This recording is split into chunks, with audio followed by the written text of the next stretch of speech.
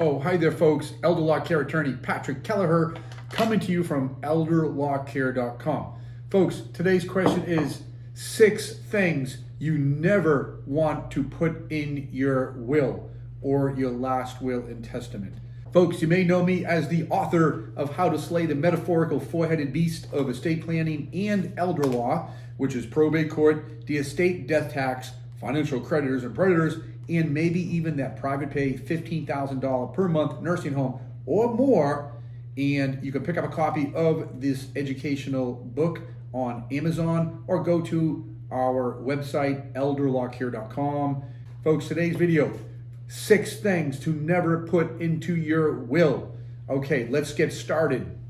Number 1, automobiles. Automobiles. You do not want to put in your last will and testament, I give my 1995 Ford Explorer to so-and-so, all right? Or I give my 2015 Ford Mustang to my niece or nephew. Why, folks? Because that is personal property, okay? And an automobile oftentimes will go to probate court, which is the first-headed monster anyhow, if you do not have proper ownership on that automobile, or if your estate does not allow right of survivorship to the beneficiary. Typically, in my state, the Commonwealth of Massachusetts, automobiles are unique in nature. Massachusetts general law only allows right of survivorship to the surviving spouse. And so if you are a widow or widower, and you are the individual owner of your automobile, that automobile typically will become a probate asset unless you take some strategies to avoid getting bit by the first-headed monster, which is probate court. And folks, by no means do not put the automobile in the will for probate reasons, but also, folks, from my experience, when you put your automobile in your will, years later, there's a very good chance you're no longer going to own that 2010 or that 2015 Ford Mustang or Honda Odyssey or whatever automobile you may want to leave to someone in your family. Folks, there's other ways to do that.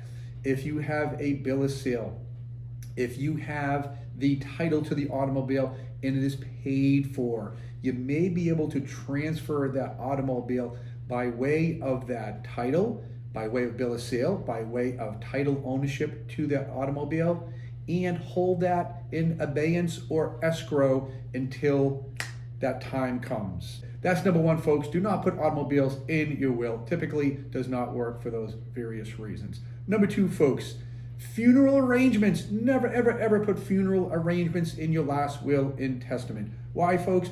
Because I had a case years ago, no names of course, where someone had in the 4 corners of their will that they wanted to be buried at the veteran cemetery because they were a veteran. When the person passes away, family is mourning and grieving, and the last thing they're thinking about is looking for that will or that legal document. They're looking at making funeral arrangements, and they typically will go to what they think is best for that person if there is uncertainty around your arrangements.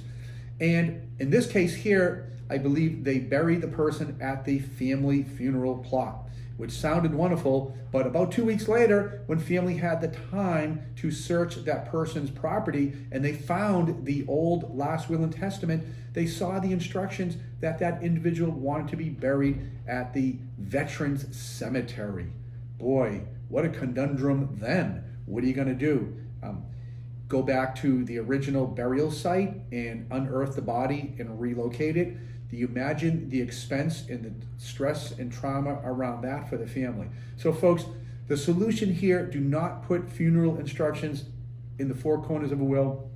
What I recommend to our clients, put them in your estate plan, but in what I call instructions for my final arrangements. By all means, do not put them in the will, because a good chance the will not be located until days or sometimes weeks after you're already buried or maybe even cremated.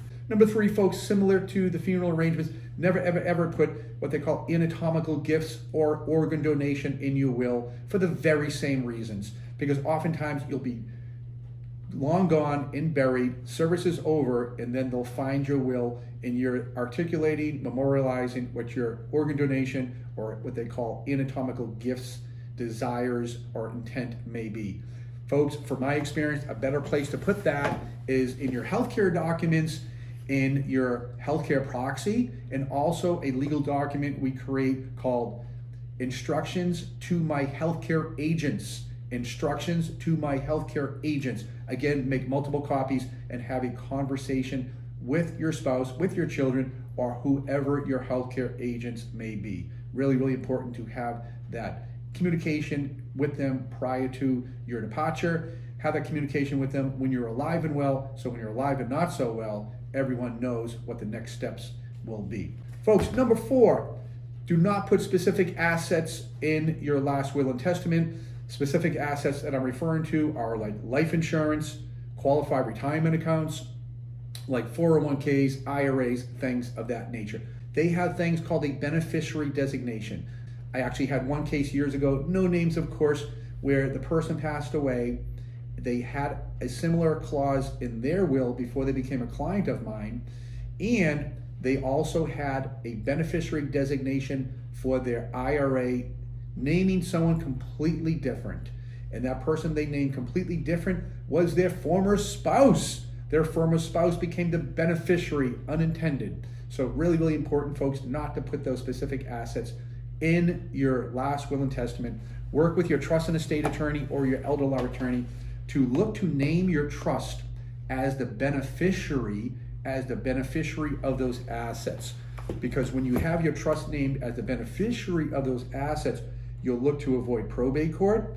You may even get tax benefits to avoid the estate death tax. And if you ask your attorney to create asset protection, what I refer to as family bloodline protection, you can also slay that beast as well. Folks, moving on. Number 5, what not to put in your last will and testament is your furry and feathered friends. Do not put pets, naming pets in your last will and testament. Who's going to take care of Fido when you're long gone? Who's going to take care of your pet parrot? Things of that nature. Folks, that typically doesn't work out as well because you may not have that pet any longer. You might have Fido's name in there, but Fido might have passed by the time you pass, and you might have had another pet by a different name, and that may just cause confusion. Okay, folks? From my experience, you're better off creating what they call a pet trust. If you have the financial resources and you really love your pet, a legal document called a pet trust. In the alternative, if you do not have the financial resources to create a pet trust, I would recommend create what I call instructions to my trustee, where you say how you want your pet cared for, who is going to take care of your pet, and then maybe think about allocate some financial resources that will be earmarked to take care of the pet for their veterinarian bills, medicine if need be, and food, and then project the longevity of your pet. Okay, that's maybe a more prudent way to do it. Certainly do not put your pet in your last will and testament.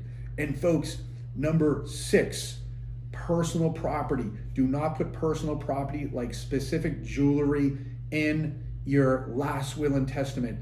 I've seen last wills and testaments where someone leaves a family ring, grandma's ring, to somebody. Well, years later, when the person passes away, guess what? They can no longer find grandma's ring.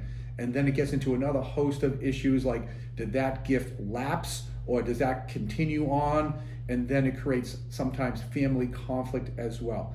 So folks, when someone has specific property like a family heirloom or jewelry with sentimental value, it typically makes more sense to put that into your trust-centered plan, or if you have a will-centered plan, you can put that into what I call your personal property memorandum. In the personal property memorandum, you can specifically say in there the description of that asset, grandma's diamond ring, and who the person is to receive that. The nice thing about the personal property memorandum, folks, you can make amendments and changes to that later in life or as you journey through life if there's a change in relationships or a change in assets. When you put it within your will, from my experience as well, folks sometimes when they have a change in family relationships, they'll pick up that pen and they'll cross it out and they'll say, so-and-so no longer gets my automobile or my piece of jewelry. I'm now going to give it to so-and-so. And they change that on the original will. Well, in a lot of states, that will invalidate and terminate the will. That is not a good thing whatsoever. However, when you put that personal property in a personal property memorandum, you can make those amendments and changes as you journey through life, and that will not invalidate your will or your estate plan. Personal property memorandum, you can simply make that change in the privacy of your own home. Typically recommend sign it and date it, and if you have the resources to have a witness or a notary, that will just firm it up even better with more protection. Folks, there you have it. 6 things to never put into your last will and testament. Folks, if you found this educational video helpful, please scroll down, post a comment, post a question, and please share it. And please always subscribe to our channel as well. Folks, if you'd like to get additional educational information, please check out elderlawcare.com, where we have a whole host of educational YouTube videos there and other educational programs. If you like to read, you can go to Amazon, pick up a copy of my book, How to Slay the Metaphorical Four-Headed Beast of Estate Planning and Elder Law. And folks, thank you for being here today, and we'll see you next time at elderlawcare.com.